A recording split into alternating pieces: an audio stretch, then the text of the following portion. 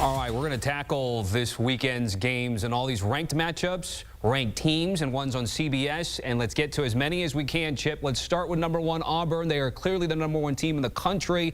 But I saw a stat I could not believe. They haven't won in Lexington in like 37 years, since like 1988. The line's 5.5. What do you want to do with it? Oh, I'm going to lay them. Because you know what I've been thinking about, Tommy? I've been thinking about hammers. And I'm not going to pull one out. That's Tim Doyle's thing. So I'm not going to infringe on that copyright. But the teams that you expect to compete for national championships, the teams that you expect to make deep runs in the NCAA tournament, here at the end of the year, they don't have let-ups. They don't have slip-ups. They just come out and they bring the hammer. And that's exactly what Auburn has been doing. And when we've got Kentucky just a few days removed, from that game in Norman, absolutely a pour it out style win for the Wildcats to be able to get in and out of Oklahoma with the victory. I think that it's going to be maybe a step slow for the Wildcats, and that is just more of a reason to take Auburn and lay these points. I would take it up to 6 or 6.5. Okay, let's move to Bama in Tennessee, which is a 3.5-point spread to the hometown team, but you're targeting the over of 155 in a hook. Yeah, so these two teams in both of the meetings last year, Nate Oates going up against Rick Barnes, Tennessee's slow pace was sped up by Alabama. Those games finished at 162 and 155. But this Alabama team recently, good gravy. Here are the last 8 totals finishing for Alabama games: 184, 179, 208, 179, 183, 166, 179, 172. Alabama's defense has not been elite. It's a reason why I'm fading them as a national title pick, but that is great for us to cash an over because I think Tennessee again gets sped up by Alabama. I think Alabama shoots enough threes to score enough points that this ends up going over the total. All right, so we're rooting for points in that one. Let's go to Texas A&M and Florida. Gators laying 8.5. A total sitting at 147.5. Both teams are looking for a bounce back win here, but why are we backing the Gators in this get right spot? Yeah, I was looking at it. Both teams coming off a loss. Both teams needing to get right. Which one of these teams is better? Which one of these teams is at home? Florida, the better team, check. And Florida playing at home in the O-Dome, that's a big old check because I do think my home court advantage metric has definitely increased with the way that Florida has been performing at home. You're disappointed with the result against Georgia, but it was a game where they never rolled over. They battled back and nearly were able to win the game at the end. So I think Florida returns home against a Texas A&M team that has been absolutely reeling. A starchy number, 8.5 when you're talking about 2 top 12 teams. But I think that Texas A&M, in terms of their recent quality, is probably a bit lower than that. Give me the Gators to get right with the double-digit win. All right, what most do you like about Cats and Clones? Oh, the availability report. Because hearing TJ Otzelberger come out and discuss whether or not they're going to be back to full strength, because Curtis Jones was back for the Oklahoma State game, but they still did not have Keshawn Gilbert. But the recent update as of Thursday is that they are hoping that Gilbert will be able to go. And Tommy, this is why it's important. When Iowa State has had their entire 8-man rotation, they are 18-1. When they have even one piece of the puzzle missing, they are 3-6. Availability is the most important thing with Iowa State basketball in 2025. Now, I would check the availability before you bet this. I am taking Iowa State with the idea that Gilbert will be back because that is the way he has been trending, and that is when you get Iowa State at its best. Again, 18-1 when their top 8 players are all healthy, 3-6 when any one of them is out. All right, let's get to the CBS game. As I mentioned there, we've got Cincinnati, #4, Houston. You've actually isolated a team total here, so take me through the thought process and which team total do you want to play? This is going to be a sweat, Tommy. This is going to put some hair on your chest. We're going with the Cincinnati team total under. And my expectation is that we're talking about something around 54.5. But you look at what Cincinnati has done, especially on the road this year. They're not above going out there and putting up a 40-burger, going out there putting up something in the low 50s. And the way that Houston's defense has been performing, recently holding Texas Tech to just 61 points on the road.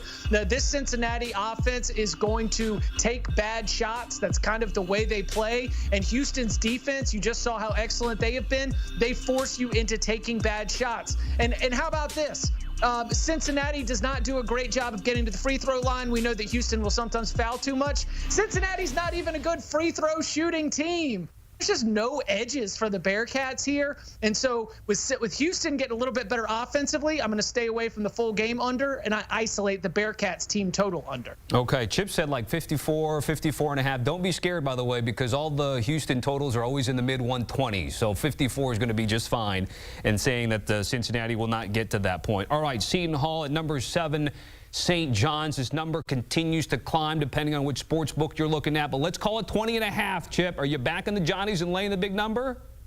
I tell you what, Tommy, I want to say the words too many daggone points, but that is not where my heart is looking at this matchup, because this St. John's team has got a coronation moment. This is going to be a game where all of St. John's gets to celebrate the Big East title and what it means to have Rick Pitino and this squad getting them back to the top of the league. That means so much to that community, so much to the college basketball fans in that city. Seton Hall is not the team to be able to go in and make this more of a game than you expect. I thought about looking at like a Seton Hall first half play or maybe a first half under play, but over the course of 40 minutes, we just know the better team will prevail. The scare spot was when we had St. John's, have that narrow 6-point win against Butler on the road. Now that they got the scare spot out of the way, this was a coronation. Give me the Johnnies and the big number. And we were watching highlights of them beating UConn quite comfortably at the Garden. So then Dan Hurley's guys are laying 5.5 against Providence. Poor Providence. They're going to have everything they need to handle this game against UConn in this one, right? Yeah, UConn's season-long profile doesn't match the team that they will take into the tournament. Whether it's Liam McNeely being out, Hassan Diarra being banged up, players in and out of the lineup. It's been really tough for the Huskies to find any kind of consistency. And so I'm looking for UConn to maybe be a team that we get to buy based on their market number, even with the inflation you get from being the two-time reigning champs. I'll lay this number here, and I'll make note of this. UConn has lost its last 2 road games, but they are capable of going and having strong performances. They went to Creighton and they got a road win. They went to Marquette and they got a road win. So I think that what we see from the Huskies is a good preview of what we'll get from them in the Big East tournament, and that is some of the better basketball that we will get from UConn. So I will take the 5.5 and I'll lay them. This will be a prelude to the Cincy-Houston game. Again, a busy day for CBS and college basketball as a whole. Chip, stand by. Don't go anywhere. We still have a lot to get to, of course, here on HQ. But a reminder of the handful of games that we have. UConn and Providence, Seton Hall, St. John's, and Cincinnati and Houston. It's a triple header Saturday on CBS and streaming on Paramount+. Welcome back to HQ. So we targeted a handful of college basketball games. Time for another set. It includes Kansas out of the top 25 for the first time in about 5 years. But a chance to win back-to-back games after losing back-to-back games. And then over at CBS Sports Network, Oregon State at number 23, St. Mary's. The Gales coming off that win against Gonzaga recently.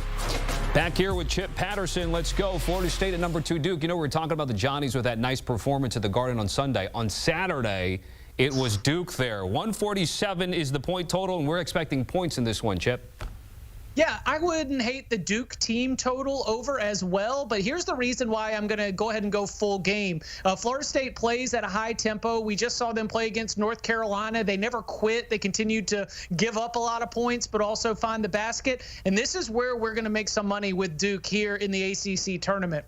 Duke right now is going to be missing Tyrese Proctor and Malik Brown. Those are 2 of their best defenders, at least in terms of being an on-ball and perimeter defender. And so this is going to give us a chance for the Duke War Machine that seems to go out and put up 90 points every single game. Might also be giving up a lot of points as well. And I think Florida State's the perfect opportunity for that. So we're going to go over the 147.5. All right, let's get to number 10, Texas Tech at Kansas. It looks like you agree with odds makers that has the Jayhawks as the rightful favorites, about 3.5.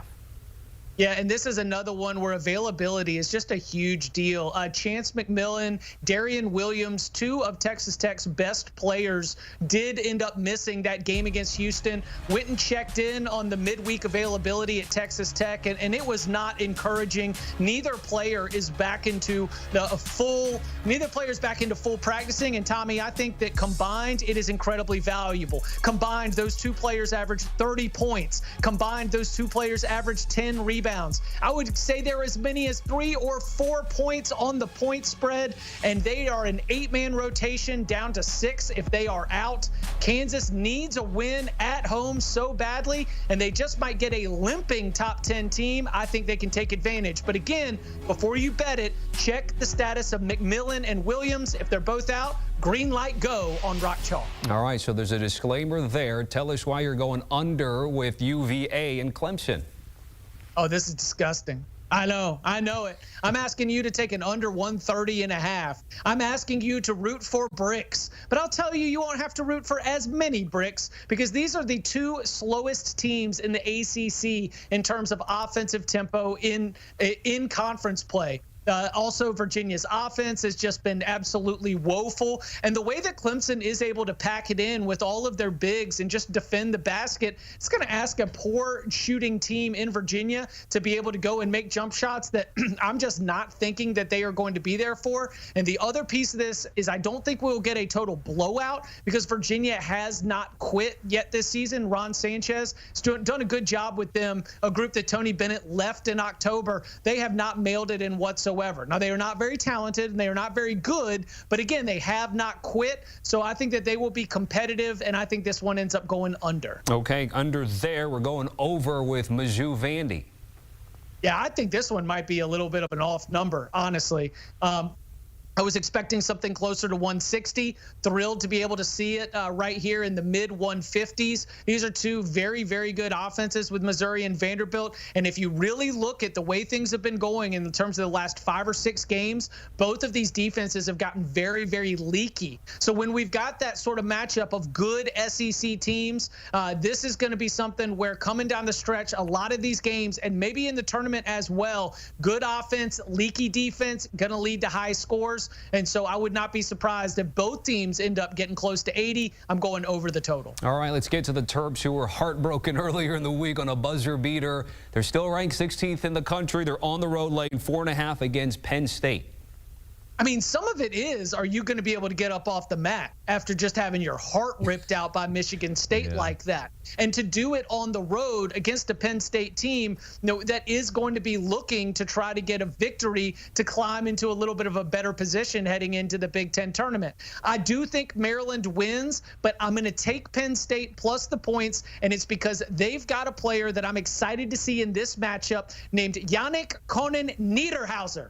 And Niederhauser has been averaging 19.7 points and 6 rebounds in the last 3 games. Penn State last 3 games, 3-0 against the spread, 2-1 straight up. They've been playing better basketball. They've got a little bit of confidence, and I think they've got a big man to contend with Derek Queen down low, the star freshman for Maryland. So with having a body to try to throw at Queen that I think will be very good, I think Penn State can keep this within a possession. What was that name again, Chip?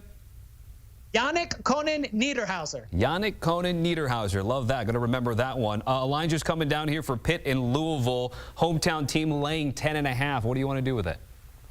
Yeah, I'll take Louisville. I mean, Pitt's just been just sort of like flying down. I've been very sort of disappointed. You would hope with Jeff Capel's crew, after being a tournament team in the future and getting off to a really good start this season, that they'd be able to capitalize, but they have lost 10 of their last 14. And the only wins that they have had, 2 of them have come against Syracuse. 1 of them has come against Miami, and then a 1-point win against North Carolina. Pitt has not been able to beat a quality team. When they've played the best teams in the ACC, they've gotten absolutely thrashed. So even though Louisville, dealing with a little bit of illness, has struggled to cover some big spreads so far, I just feel like the cards are going to be ripe for a beatdown of the Panthers. So I'll take Louisville. I'll lay the 10.5. Okay. Looks like you were also leaning Marquette. We're learning 6.5 for the Golden Eagles at Georgetown. Yeah, this is an interesting spot because Georgetown, we remember, had a freshman big man named Thomas Sorber. He'd worked himself up into being a potential first-round pick in the NBA draft. He ends up getting injured. They end up shutting him down for the rest of the season. Understandable decision, but really impactful for Georgetown on the defensive side. Their 2-point defense, their rim protection, all of it is sort of falling apart in the last couple days. And that's where Marquette, I think, is going to absolutely feast. Because while Marquette doesn't have a dominant big man like Oso Ighodaro a year ago, they do have an offense that is really important for them to be able to get to the rim. So without Sorber there underneath, it's just enough of an X factor for me to lean Marquette's way in this matchup. All right, targeting another team total, Oregon State, fading them at St. Mary's in Moraga, California.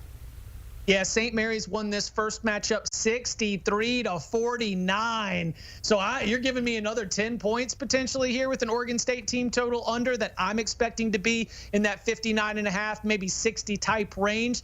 St. Mary's potentially could end up taking this game over, which is why I'm only going to isolate the Oregon State side. Oregon State's defense has also been very, very poor when they've been away from Corvallis. And for Oregon State in general in West Coast Conference play, if they have not been at home in Corvallis, it has been a very, very different team. And so St. Mary's playing at home against the road Beavs. I like the Oregon State team total under. I like St. Mary's laying the points. Again, these are going to be the spots where I think that I've got good situational advantages for the home team. That would be the Gales, defense dominant, and maybe even cover that spread too. All right, again, that game on CBS Sports Network this weekend. Got a couple more here with Chip Patterson, LSU at number 24, Mississippi State. We're going Hail State. Yeah, we are. This is a Mississippi State team that just gave up 110 points, and I would hate to be in practice with Chris Jans after that. I think that with LSU coming to town, you've got a group that is nowhere close to the kind of offensive firepower that the Bulldogs were facing last time out. Now, after losing a couple games in a row, this is where the Mississippi State is able to get some confidence heading into the postseason. LSU, very, very frisky with Tennessee early in the week. Wonder if they're going to be able to reload it and still bring that same kind of effort against a good Mississippi State team on the road. I will take Mississippi State. And then lastly here, we're playing the under, West Virginia and BYU. Yeah, this is an interesting spot just because BYU is so good offensively, so it's going to get a little nervy and a little bit sweaty when you are going to be playing the Cougs to the under. But I like this spot because West Virginia is going to play so slow, and they're not a very good shooting team, so they take a lot of time off the clock, and then they don't turn it into points. On the other side, BYU plays a little bit faster, is much more efficient with their possessions. West Virginia comes into this after just blowing the doors off TCU on Tuesday night. And if West Virginia is going to win this game and try to improve to 8-9 in conference play, then West Virginia has to do it by playing a slower brand of basketball in Provo. So give me the under. It is West Virginia's path to victory. It is the way they play. And also, they're just not always efficient at being able to score with those low possessions. So I will go under 138.5. That was a fun, not one, but two segments from Chip Patterson, getting you your college basketball fix for this weekend. Thank you, Chip. A reminder of what we're having on Sunday on our family of networks on CBS, Wisconsin and Michigan State at 1:30 Eastern, followed by Illinois at Michigan at 3:45.